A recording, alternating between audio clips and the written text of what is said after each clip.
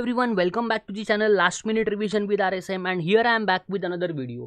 तो today's video is about the part 2 Human Resource Management MHRM। तो काफ़ी सारे बच्चों ने कमेंट किया सर MHRM के हमको और सारे सेशन चाहिए, तो ये आज कुछ और प्रैक्टिस क्वेश्चंस हम करेंगे जिसके बेसिस पे आपके काफ़ी सारे प्रैक्टिस हो जाएंगे। ठीक है, देखो MCQs तो पेपर में रिपीट नहीं होंगे, लेकिन MCQs का जो कंसेप्ट है वो थोड़ी चेंज होगा। तो बहुत सारे बच्चे मुझे कमेंट कर रहे थे सर यही MCQs पढ़ के जाए क्या। तो आप काफ़ी क्लेवर बच्चे हैं, आपको सभी को पता है कि यही MCQs कैसे पेपर में आएंगे।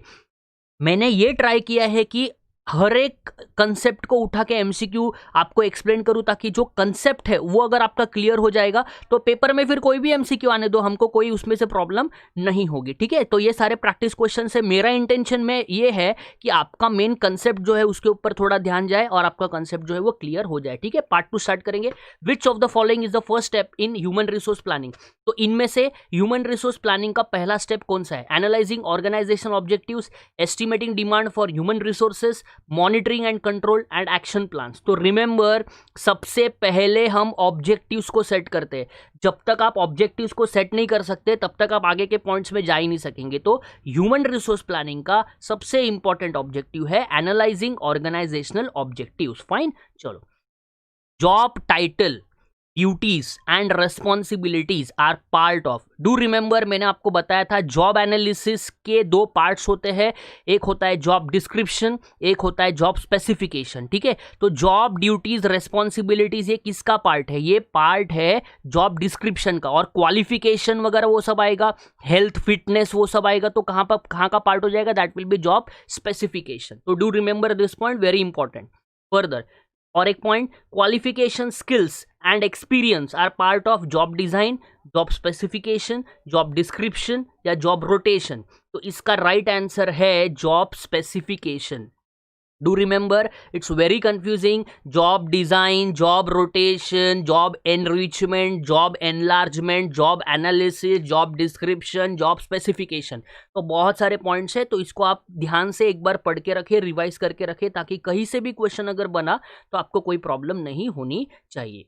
तो क्वालिफिकेशन और स्किल्स एंड एक्सपीरियंस किसका पार्ट है? That is the part of job specification.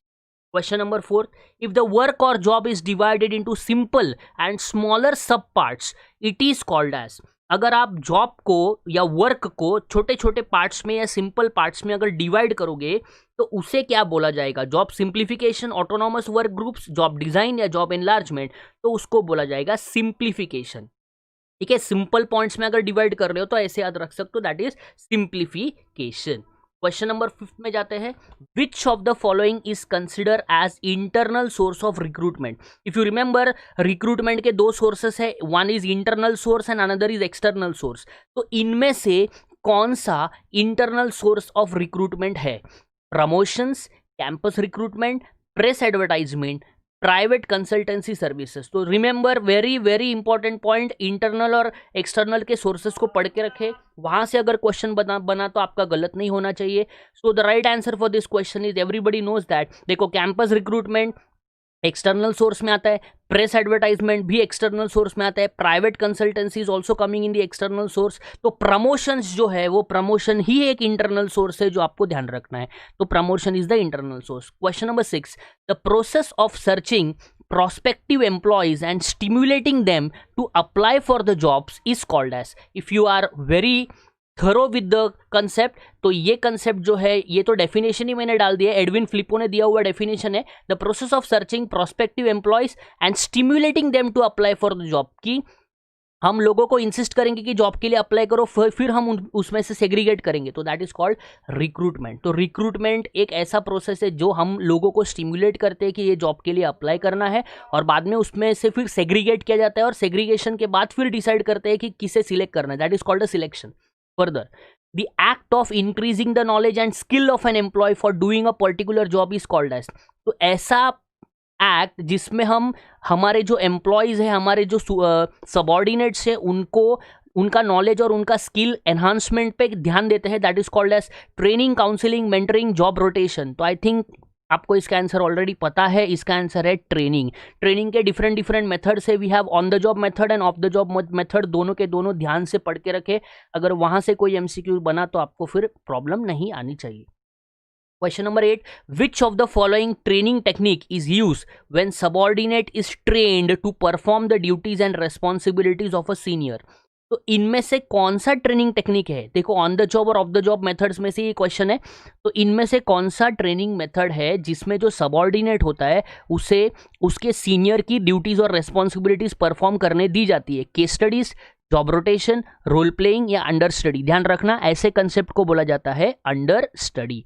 Question number 9 में जाएंगे, the behaviour to look only on the negative aspects and ignore the positive aspects of a person is called as.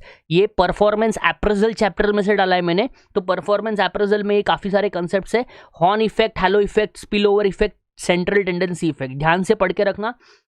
अगर हम किसी भी बंदे के नेगेटिव एस्पेक्ट्स के ऊपर ही ध्यान देते हैं, मतलब हम उसने कितना भी भले अच्छा काम किया होगा उसको इग्नोर किया जाता है और उसका जो नेगेटिव एस्पेक्ट्स है उसी के ऊपर अगर ध्यान दिया जाता है तो that is called horn effect. और हॉर्न इफेक्ट का एग्जैक्टली उल्टा होता है हैलो इफेक्ट। ठीक है, तो इसका राइट आंसर बनेगा horn effect. We are only concentrating on the negative aspects of a person. And the last question is, if feedback is given by superiors, subordinates and peers, the method of performance appraisal used is called as। तो if you are aware about performance appraisal में क्या होता है, हम हमारे employees के performance को evaluate करते हैं। तो there are different methods in that. We have traditional methods and we have modern methods. तो मॉडर्न मेथड्स में MBO आता है, मैनेजमेंट बाय ऑर्गेनाइजेशन, जहाँ पे जॉइंटली कॉमन गोल्स को डिसाइड किया जाता है।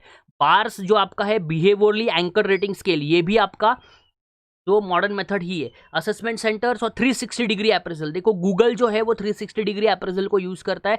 360 डिग्री अप्रेजल में क्या होता है, हम हमारे परफॉर्मेंस को खुद इवैल्यूएट करते हैं, हमारे पीयर ग्रुप्स इवैल्यूएट करते हैं, जो भी इंडिविजुअल्स है, सबऑर्डिनेट, सुपीरियर्स, जो पीयर टीम होगा, सबके सब एक परफॉर्मेंस को इवैल्यूएट करते हैं ताकि अच्छा खासा फीडबैक वहां से मिल पाए। तो right answer for this is 360 degree appraisal.